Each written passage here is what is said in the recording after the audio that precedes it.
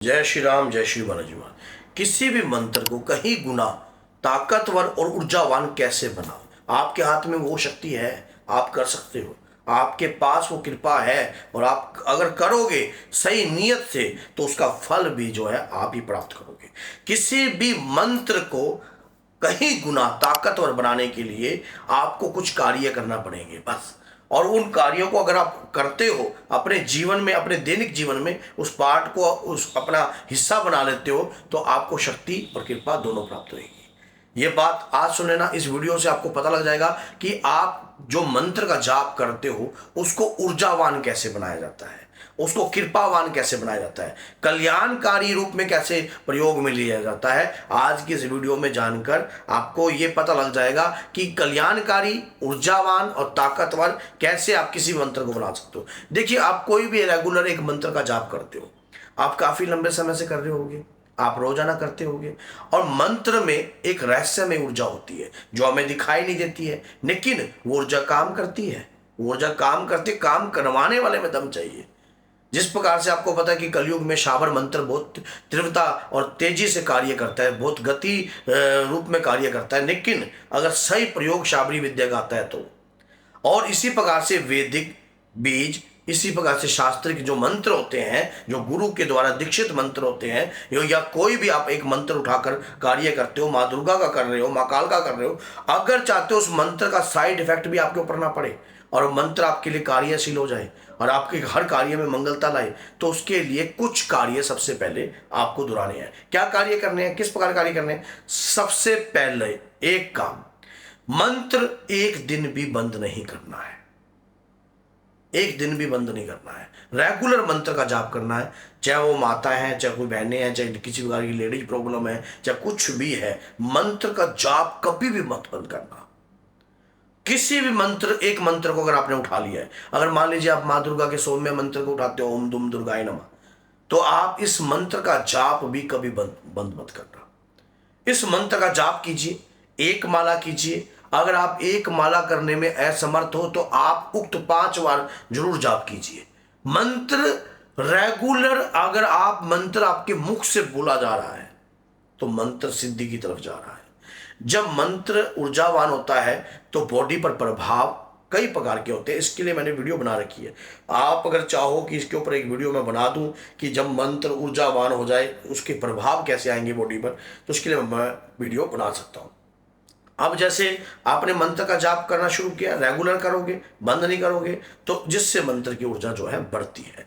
अब मंत्र का दशांश, मान लीजिए आप रोज एक माला करते हो, एक माला करते हो तो हम 100 के एक मन के में 108 माला होती है, तो हम टोटल ये ले लेते हैं कि हमने जो है रोज का जो जाप कर रहे हैं, हम कम से कम 3000 मंत्रों का हमने जो है जाप कर दिया है।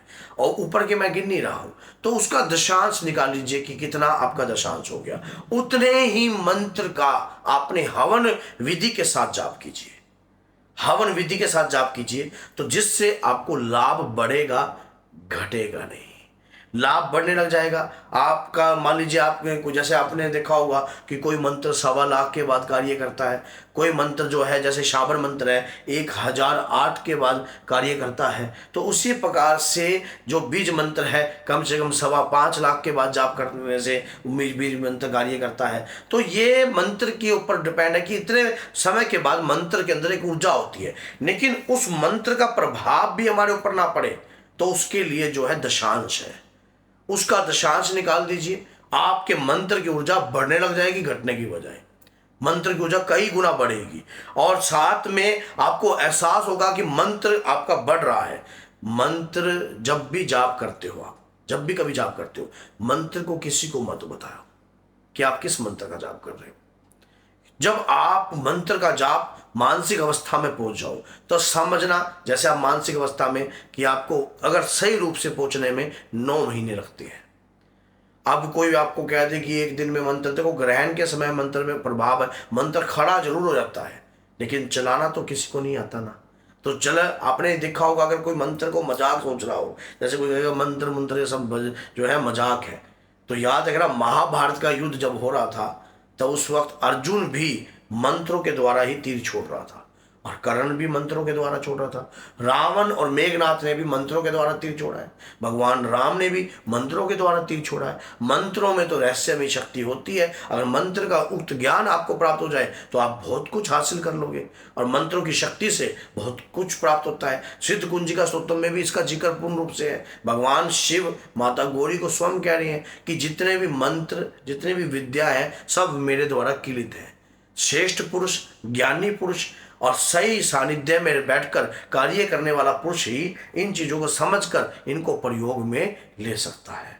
और जब इस प्रकार की कार्य को आप करते हो और प्रयोग में लेते हो तो भगवती की कृपा से आपको बहुत कुछ प्राप्त होता है, बहुत कुछ आपकी लाइफ में परिवर्तन होता है। मंत्र से आप किसी का स्वास्थ्य ठीक कर सकते हो। मंत्र से आजकल जो है लोग हीलिंग करते हैं। मंत्र से ऊर्जा उत्पन्न होती है। मंत्र से ओरा क्रिएट होता है। मंत्र से आप खाए बिना भी रह सकते हो।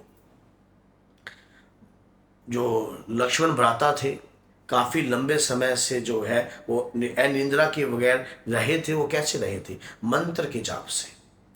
उन्होंने पास वो विद्या आ गई थी जो विश्वामित्र जी के द्वारा उन्हें प्राप्त हुई थी। तो उन्होंने 14 वर्ष तक आंखें बंद करके नहीं देखा था। क्यों नहीं देखा था? क्योंकि मंत्र की शक्ति इतनी प्रबल थी कि उनके शरीर में ऊर्जा को बनाए रखती थी और वो बगैर खाए पिए ही रहते थे।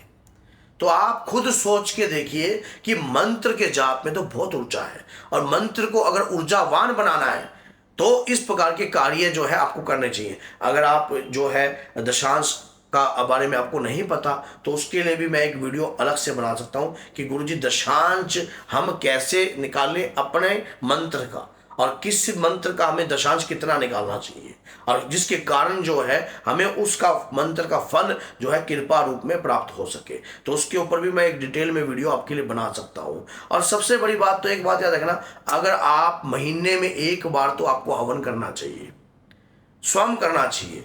और हवन आप करोगे, हवन से शक्ति मिलेगी आपको, हवन से आपको कृपा प्राप्त होगी, हवन से आपके शरीर में रहने वाला आपकी रोग से लड़ने और बीमारी से लड़ने की शक्ति बढ़ जाती है, और साथ में नेगेटिविटी आपके नजदीक नहीं लगती। एक मंत्र की शक्ति में इतनी शक्ति होती है।